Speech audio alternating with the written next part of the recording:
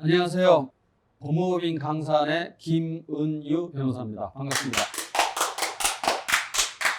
자, 오늘은 3기 신도시 토지 수용 보상금 높이는 방법이라는 주제로 말씀드리고자 합니다. 자신의 수십 년간 살던 집과 또 수십 년간 농사를 졌는데 어느 날 갑작스레 공익사업에 필요하다라고 하면서 집에서 나가고 또 토지를 내놓으라고 하면 참 당황스럽습니다. 그런 경우에 어떻게 대처를 해야 되는 것인지 그것이 오늘 강의 주제입니다. 먼저 결론부터 말씀드리고 가겠습니다. 토지 수용 보상금은 아는 만큼 더 받는다. 토지 수용 보상금은 아는 만큼 더 받습니다. 그래서 우리가 오늘 이렇게 꼭 여러분들이 제가 말씀드리는 내용을 잘 숙지하셔서 또 보상 만족도를 100% 높이는 방법이 오늘 핵심입니다. 그러려고 하면 세 가지 방법을 여러분들이 잘 아셔야 됩니다. 첫 번째가 지작물 조사를 잘 활용하셔야 됩니다. 이 지작물 조사가 마무리되면 사업 시행자와 협상하는 부분도 상당히 어렵습니다. 그 다음에 감정평가사와 소통하기, 그 다음에 간접 보상에서 직접 보상에서 충족하지 못한 보상 만족도를 높이기. 이 세 가지가 오늘 제가 말씀드리고자 하는 핵심적인 내용입니다. 세부 주제로 들어가면 첫 번째 손실보상의 내용, 두 번째 대응 전략 및 대책위원회, 세 번째 보상금 증액 소송, 그 다음에 변호사 선임 방법, 네 번째 대토보상, 다섯 번째 세제 혜택, 여섯 번째 자주 묻는 질문, 이런 순서로 강의를 진행하겠습니다.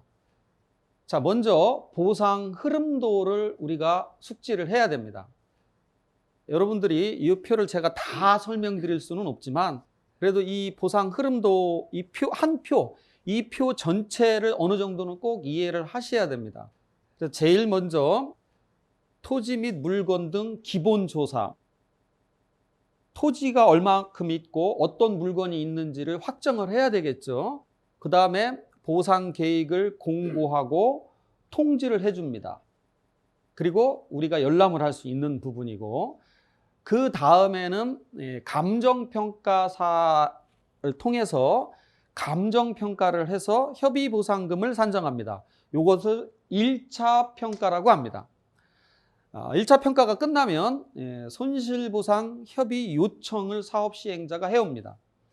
그런데 제목은 손실보상 협의 요청인데 이 1차 평가에서 정해진 보상금을 가지고 매매계약을 체결할 거냐 말 거냐라는 통보지, 이 제목처럼 협의 요청이라는 제목처럼 가격을 협의할 수 있는 것이 아닙니다. 가격을 협의할 수 있는 것이 아닙니다. 특히 3기 신도시는 사업 시행자가 LH와 지방공사이기 때문에 협의는 못합니다. 그냥 정해진 그 통지된 가격에 매매계약을 체결할지 말지만 결정하라는 요청입니다. 이 부분에서 협의가 성립하면 이제 매매계약 체결하고 끝나는 것이고, 만약에 협의가 안 되면 사업 시행자는 수용 재결이라는 걸 신청하게 됩니다. 수용 재결을 신청을 하면 다시 2차 감정평가를 해서 가격을 다시 정하게 됩니다. 그 다음에 이제 수용 재결에서 가격이 나오면 이제 여러분들이 내가 만족한다 생각하면 다시 또 보상금을 수령하고 보상 절차를 마치는 것이고, 나는 만족 못한다 라고 하면 이제부터는 불복 절차라는 걸 진행하는 겁니다. 그래서 불복 절차는 첫 번째가 이의 재결을 신청을 하는 겁니다. 이의 재결을 신청을 하면 다시 감정평가를 합니다. 3차적인 감정평가를 다시 합니다. 그래서 또 여러분들이 가격을 다시 산정된 걸 가지고 만족을 하면 또 역시 그걸로 보상은 종료되는 것이고, 이 가격에도 만족을 못하면 행정소송을 제기하는 순서로 갑니다. 그래서 총 보상을 여러분들이 받을 때 보상금은 1차 평가, 2차 평가, 3차 평가, 4차 평가 이렇게 4번에 걸쳐서 평가를 받습니다. 그런데 여러분들이 명심하고 꼭 아셔야 될 게 있습니다. 이 1차 평가가 가장 중요합니다. 1차 평가가.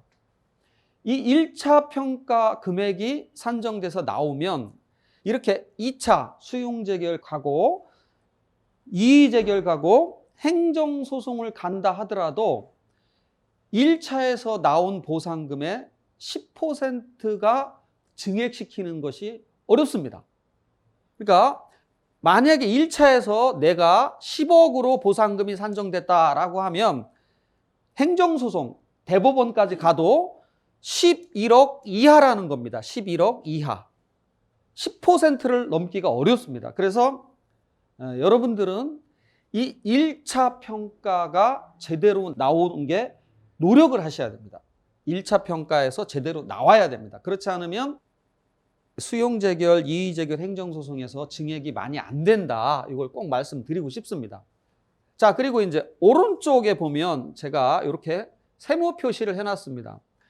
요 세모 표시를 해놓고 조사를 위한 출입 허용 여부 결정, 이렇게 결정이라는 단어를 다 써놨는데 그 3기 신도시 같은 경우 또는 다른 보상지역의 대책위원회가 구성되어 있으면 사업 시행자와 보상에 대해서 직접 보상은 어떻게 할 거고 이주대책, 생활대책은 어떻게 할 거고 생계대책은 어떻게 할 거냐 이런 부분에 대해서 합의가 이루어지지 않으면 전부 다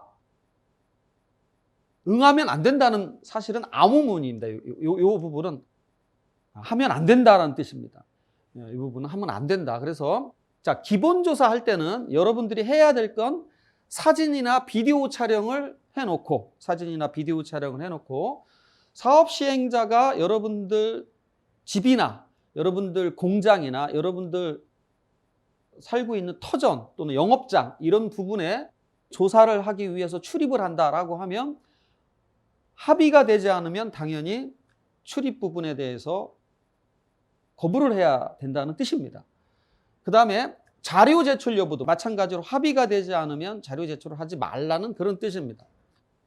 그 다음에 보상 계획 공고 통지가 오면 여러분들이 이 수령 여부를 결정하라. 이것도 마찬가지입니다. 수령 안 하는 것이 좋다 그런 뜻입니다. 그 다음에 토지조서, 물건조서의 내용에 대해서 열람 및 이의 신청 여부인데 이것도 마찬가지로 열람 및 이의 신청을 하지 않는 것이 좋습니다. 그리고 토지 및 물건조서에 서명 날인을 해야 되는데 이 역시 서명 날인도 안 하는 것이 좋다는 겁니다. 다만 여러분들이 꼭 일괄보상 요구, 당구장 표시한 건 여러분들이 해야 됩니다. 즉 내 토지, 내 물건, 나의 권리 이걸 모든 것을 한꺼번에 보상해라 라는 것이 일괄보상입니다. 일괄보상을 해달라라고 요구를 해야지만 사업시행자는 한꺼번에 보상을 해줍니다. 그렇지 않으면 통상적으로 토지부터 보상을 먼저 해줍니다. 그 다음에 이제 1차 평가할 당시에 감정평가사 추천이라는 것이 있습니다. 뒤에 자세히 말씀드리겠지만 이건 꼭 해야 된다는 것입니다. 다음에 손실보상협의 요청 오면 정보공개 청구해서 감정평가서를 입수해서 검토를 해야 됩니다. 그 다음에 수용재결이 나면 의견서를 관청에 제출해야 돼요. 이 부분은 꼭 하셔야 됩니다. 실질적으로 보상을 받는 여러분들이 관청에 사업시행자한테 서류를 내는 거, 사업시행자도 아니죠. 어찌 보면 이 의견서는 사업시행자를 통해서 이 중토회 또는 토지수용위원회에 가는 거기 때문에 처음으로 서류를 낸다. 이때 이전까지는 아무것도 사업시행자나 행정청에 낼 서류가 없다라고 생각하셔도 무방합니다. 그 다음에 이제 수용재결 과정에서 현지조사를 요구하는 것이 좋습니다. 토지수용위원회에서 직접 나와서 한번 현지를 조사해서 다시 감정평가를 하고 수용 재결을 해달라라고 요구를 하는 겁니다. 뭐 마찬가지입니다. 이의 재결할 때도 선지 조사를 요구하고, 어쨌든 이제 수용 재결까지 끝나면 이 다음은 불복 절차이기 때문에 여러분들이 중심이 돼서 직접적으로 여러분들이 이의 신청도 해야 되고 행정 소송도 제기를 해야 되는 것입니다. 자, 이런 흐름도를 꼭 이해하시고, 자, 여기서 가장 중요한 거 다시 한번 강조드리면 1차 평가가 가장 중요하다. 그러면 1차 평가를 가장 잘 받기 위해서는 어떻게 해야 되느냐? 먼저 결론을 여기서 다시 말씀드리면 감정평가사 추천을 꼭 해야 되고, 아까 서두에 말씀드린 지작물 조사를 잘 활용을 해서 사업 시행자와 여러 가지 면에서 협의를 잘 맞춰야 됩니다. 자, 그러면 이제 토지보상금 이 산정 방법에 대해서 잠시 살펴보도록 하겠습니다. 토지보상금은 뭐 시가 또는 경매가, 개별 공시지가 이런 걸로 산정되는 것이 아닙니다. 보상금은 비교 표준지 공시지가를 기준으로 해서 감정평가사가 감정평가를 통해서 결정을 합니다. 여러분들이 여러분들 토지나 집에 이미 익숙한 개별 공시지가는 보상금 산정하고는 무관합니다. 뭐 어찌 따져보면 전혀 무관하지는 않지만 그래도 OX로 말하면 무관하다고 말을 해야 됩니다. 뭐가 중요하냐? 표준지 공시지가가 중요합니다. 그래서 이 비교 표준지가 가격이 어떠하냐, 이 부분이 가장 중요합니다. 그래서 공시지가를 기준으로 보상금을 산정한다. 여러분들이 이 부분을 꼭 좀 알아두시기 바랍니다. 다음에 이제 토지보상금 산정 이제 공식인데요. 자, 토지보상금 산정 공식은 당해 보상 대상 토지의 비교 표준지를 먼저 선정합니다. 자, 여러분들이 우리나라 토지가 약 한 4천만 필지 정도가 있습니다. 그런데 그 중에 표준지라고 해서 매년 1월 1일자를 기준으로 국토교통부가 토지 가격을 조사해서 발표를 합니다. 그게 바로 표준지라는 겁니다. 이 표준지는 한 50만 필지 정도 됩니다. 50만 필지 정도. 약 4천만 필지 중에 50만 필지 정도가 되니까 이 내 토지가 표준지가 될 확률보다는 아닐 확률이 더 높습니다. 만약에 내 토지가 표준지면 요 밑에 부분은 다 생략하는 겁니다. 밑에 부분은 생략하고 표준지가 아닌 경우에는 내 토지와 유사한 비교할 표준지를 선정을 해야 됩니다. 그러면 어떻게 선정을 해야 되느냐? 오늘 제가 강의 드리는데 여러분들이 완전 초보자 보상에 대해서 처음이다 이런 분들은 사실 조금 어려울 것 같습니다만 어느 정도 대부분 지금 특히 3기 신도시 같은 경우에는 여러 가지 그 채널을 통해서 또 여러 가지 정보를 통해서 여러분들이 어느 정도 보상의 기초 지식은 갖고 있는 걸 전제로 좀 말씀을 드립니다. 먼저 용도 지역이 같아야 됩니다. 용도 지역이 같아야 되고 그 다음에 현실 이용 상황이 같고 지목, 지리적 접근성이 같은 순서로 찾아보면 내 토지와 비교할 수 있는 표준지가 나옵니다. 내 토지와 할 수 있는 비교 나옵니다. 그러면 그 표준지가 결정이 되면 지가 변동률 등을 참작해서 시점 수정이라는 걸 하는데 이 시점 수정이라는 건 뭐냐면 표준지 가격은 1월 1일자로 발표가 되는데 보상 평가는 예를 들어서 9월 1일 날 보상 평가를 한다. 그러면 1월 1일부터 9월 1일까지의 토지 가격 변동을 보정을 해준다는 겁니다. 시점 수정은 그러니까 이 부분은 객관적입니다. 주관이 개입되지 않습니다. 여러분들이 신경 안 쓰셔도 됩니다. 그 다음에 지역 요인이라는 게 있는데 이것도 역시 지역 요인은 뭐냐면 공입 하나에 뭐 예를 들어서 3기 신도시 사업 중에 과천 신도시다. 그러면 과천 신도시 내에서 표준지가 결정이 되면 신도시 지역 내에서 표준지가 결정이 되면 지역 요인은 당연히 1입니다. 근데 그 지역에서 표준지가 선정이 되지 않고 구역 밖에서, 과천신도시 구역 밖에서 표준지가 선정되면 구역 밖이기 때문에 지역 요인, 좀 따져서 서로 비교를 해서 보정을 해주는 겁니다. 그 다음에 개별 요인 보정이라는 게 있는데, 이제 뭐 표준지는 도로에 접해 있는데 내 토지는 맹지다. 뭐 그래서 가로 조건, 접근 조건, 뭐 이렇게 뭐 환경, 획지, 행정적, 기타 뭐 이렇게 쭉 있습니다만, 이 개별 요인 가지고 보상금이 그렇게 많이 움직이진 않습니다. 뭐 제 경험치에 의하면 이 부분은 뭐 거의 이 개별 요인 가지고 약 한 10%에서 한 30% 정도 사이, 그 정도 사이에서 움직입니다. 그리고 이제 중요한 건 마지막으로 보상 선례와 매매 사례, 이것이 가장 중요합니다. 이 부분이. 그래서 기타 요인이라고 표현을 합니다. 사실 기타 요인이 어떻게 결정되는가가 1차 협의보상금 산정에 가장 중요합니다. 즉 무슨 뜻이냐? 앞부분 뭐 개별 요인 이 부분은 크게 차지하지 않지만, 기타 요인은 자 이제 쉽게 예를 들어서 행정복합도시, 지금 세종시라고 그러죠. 이제 세종시 같은 경우에도 보상이 발표되기 전에 보상된 사례 또는 매매된 사례, 그런 것이 있다.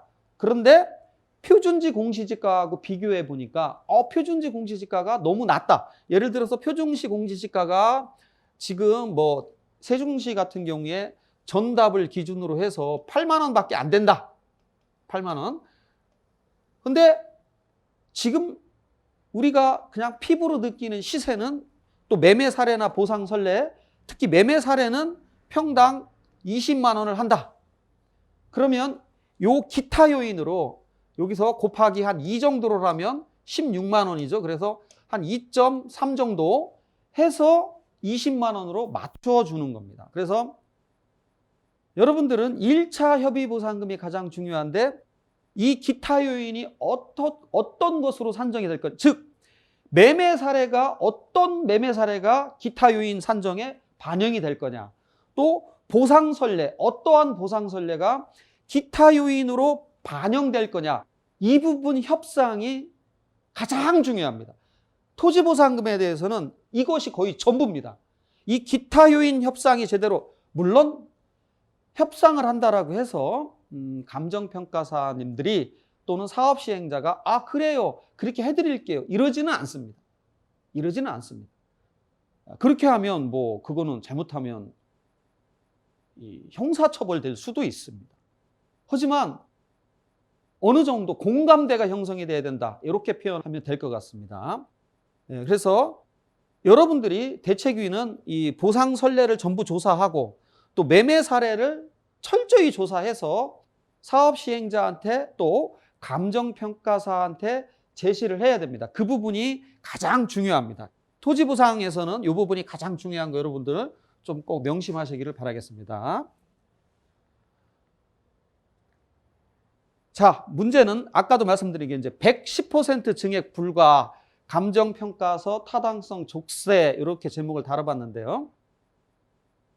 그 감정평가 및 감정평가사에 관한 법률을 보면 타당하게 이루어졌는지를 직권으로 또 관계기관 요청에 의해서 조사할 수 있습니다. 그런데 문제는 총사업비 관리 지침이라는 게 있어서 감정평가업자로부터 제출받은 보상평가서의 보상평가액이 표본 기준 가격 조사액, 즉 미리 3기 신도시도 미리 표본 가격 조사를 했을 겁니다.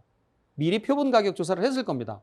또는 만약에 조사를 안 했다라고 하면 추정치를 제공받은 경우 여기에 지가 상승률을 제외하고 100분의 10%를 넘는 가격이 보상금으로 산정돼 나오면 다시 이 보상평가서가 적정한지를 검토합니다. 그러면 어떻게 되겠습니까? 당연히 감정평가사님들은 이 총사업비 관리 지침에 이 10%가 넘어가면 적정성 검토를 하기 때문에 가급적이면 넘기지 않으려고 하시겠죠. 그래서 여러분들이 지금 이 3기 신도시 대책위원회에서는 지금 이미 예상 손실보상금이 대부분 공표되어 있습니다. 그런 부분을 가지고 충분히 추측을 하면 여러분들이 보상가를 지금 예측을 하실 수가 있을 겁니다. 그런데 참 제가 아쉬운 건 뭐냐면 이 표본 기준 가격 조사액은 약식 평가입니다. 약식 평가. 그런데 이걸 약식 평가를 한 걸 가지고 지가 상승률을 제외하고 10% 이상 넘어가면 적정성을 검토한다. 이거는 조금 국가나 또 사업 시행자 측 입장에서는 뭐 제가 뭐라고 말씀을 못 드리겠지만 보상 대상자 입장 또는 감정평가사 입장에서는 좀 재량권을 침해하는 것이 아닌가 그런 생각은 또 해봅니다. 그래서 요 밑에 이제 보상 투자 물건은이라고 제가 이렇게 화살표를 적어 놨는데요. 이 부분은 나중에 시간이 있으면 그때 가서 말씀드리기로 하겠습니다. 자, 이제 토지보상금 예측 방법 이제 결론적으로 아까 많이 말씀을 드렸는데, 자, 비교 표준지를 찾은 다음에 만약에 자신의 토지가 표준지면 뭐 찾을 것도 없죠. 그 공시지가에다가 도시지역은 뭐 1.3 내지 1.8 정도, 이 정도를 곱하면 그것이 저희 법무법인 강산의 한 25년의 경험을 말한 수치입니다. 물론 요 1.3이나 1.8은 절대적인 건 아닙니다. 예를 들어서 어느 지역은 뭐 요 수치가 곱하기 5를 해준 데도 있고 어느 지역은 곱하기 8을 해준 데도 있습니다. 즉 대책위원회가 강하고 사업 시행자가 급하면 요 수치가 요게 말 그대로 아까 말한 기타 요인입니다. 요 수치가 결국은 보상금을 결정을 하는 건데 지금 현재 흐름은 요 정도 된다. 그래서 여러분들이 3기 신도시는 여러분들이 어떻게 사업 시행자와 대화를 잘 하느냐에 따라서 요 수치가 결정될 것 같습니다. 사업 시행자 보상 자료의 보상 금액 비율을 보면 보상 평가액 100% 중에 표준지 공시지가가 52%를 차지하고 개별 요인이 4%를 차지하고 기타 요인이 44%를 차지합니다. 이 말은 무슨 뜻이냐? 결국은 이 개별 요인, 내 토지만 신경 써서는 보상금을 제대로 받을 수 없다는 뜻입니다. 즉 같이 전체적으로 보상금이 증액되어야만 가능한 거지 내 개별적으로 내 토지만 잘 받을 거다 이런 생각을 이 표에서 보시다시피 버려야 됩니다. 그래서 결국은 표준지 공시지가와 기타 요인, 그래서 보상 선례와 정상 거래 사례가 가장 중요하다. 보상 선례와 정상 거래 사례가 가장 중요합니다. 어떤 사례가 채택될 거냐, 어떤 선례가 채택될 거냐, 이것이 토지 보상금에 가장 중요합니다. 가장 중요합니다. 이 부분이 여러분들이 그래서 정말 여러분들이 많이 주장을 하셔야 됩니다. 이러하기 때문에 이 매매 사례가 채택이 돼야 되고 이 보상 선례가 채택되어서 합의는 할 수는 없습니다. 사업 시행자와 합의는 안 되지만 어찌됐든 우리는 계속 우리의 주장을 그렇게 감정평가사님과 사업 시행자에 계속해서 자료를 제공하고 이 부분이 반영이 되도록 노력을 하셔야 됩니다.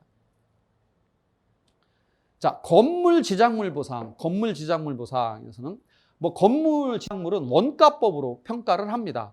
집합 건물은 원가법과 거래 사례 비교법 중 높은 거다. 사실 뭐 건물 지작물 보상은 대부분 여러분들이 생각하는 거, 또 제가 이 보상의 전문 변호사로서 활동한 지 벌써 20년이 넘었는데요. 이 지작물에서 특수한 건물, 특수공법으로 지은 걸 제외하고는 그렇게 크게 불만을 갖는 경우는 많지는 않습니다. 그래서 간단히 좀 넘어가고, 특수공법으로 지은 경우는 반드시 전문 변호사와 협의를 좀 해야 될 겁니다. 그 다음에 수목은 이식비와 고손료를 주의해야 됩니다. 수목보상은 이식비와 고손료를 주의하셔야 되고, 그 외 지작물은 이전비가 원칙입니다. 그 외 지작물은 이전비가 원칙이고, 이전비와 취득비 중, 그러니까 이게 무슨 뜻이냐? 여러분들이 이제 많이 묻는 질문에 다음에 다시 말씀드리겠는데, 변호사님, 우리 보상 곧 여기가 공익사업에 들어가는데 제가 좀 나무를 미리 심으면 안 될까요? 이렇게 묻습니다. 근데 제가 그렇게 대답을 합니다. 선생님, 그 나무 지작물은 이전비가 원칙인데 괜히 심으시다가 그 나무가 죽거나 하면 이전비 뭐 못 받습니다. 그래서 여러분, 지작물은 어쨌든 취득비가 아니다. 나무값이 아니라는 겁니다.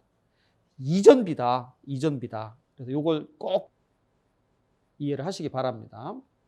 자, 그 다음에 영업보상. 이제 영업보상은 정말로 이 사업 시행자가 가장 힘들어하는 영역입니다.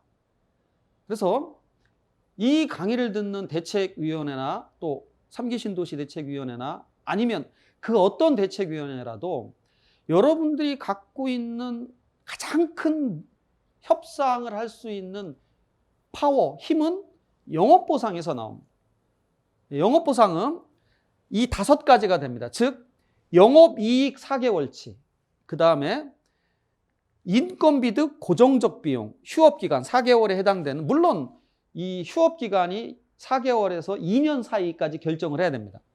이건 뭐 상세한 내용은 오늘 다 강의는 말씀을 못 드리지만 어쨌든 영업이익, 그 다음에 영업이익 중에 인건비 등 고정적 비용, 그 다음에 이전에 소요되는 비용 및 감손상당액, 그 다음에 부대 비용, 그 다음에 영업이익 감소액. 자, 5번은 객관적입니다. 왜냐하면 영업 1번이 결정되면 영업이익 감소액은 해서 1천만 원을 초과를 못합니다. 그래서 5번은 별거 아닌데, 자, 쉽게 그냥 말씀드리겠습니다.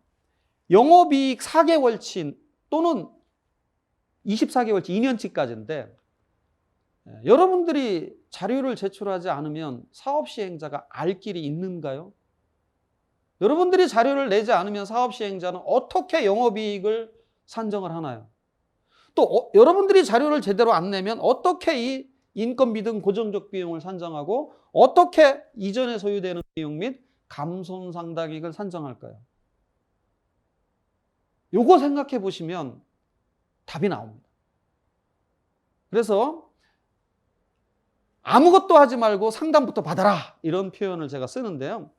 대책위원회에서는 정말 이 영업보상 부분이 너무나 여러분들이 갖고 계신 어떤 이 협상의 무기가 되기 때문에 쉽게 이 자료 막 제출하지 마시고, 또 어떤 경우에는 전문 뭐 국제경찰이라는 사람도 나타나서 야, 이 자료를 잘 만들어서 사업 시행자한테 내야 보상금을 많이 받는다, 이렇게 이야기하면서 컨설팅 수수료를 달라, 이런 경우도 있습니다.